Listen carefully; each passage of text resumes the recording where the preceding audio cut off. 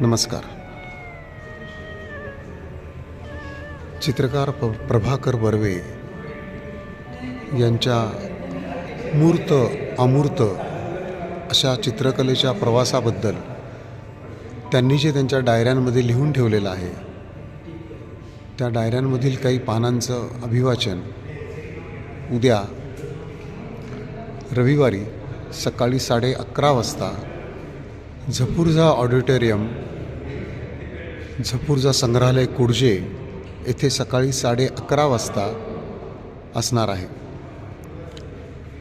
तसेच या ठिकाणी चित्रकार प्रभाकर बर्वे यांची मूळ चित्र आणि पॉल क्ली या चित्रकाराची चित्र तीही तुम्हाला संग्रहालयात पाहायला मिळतील.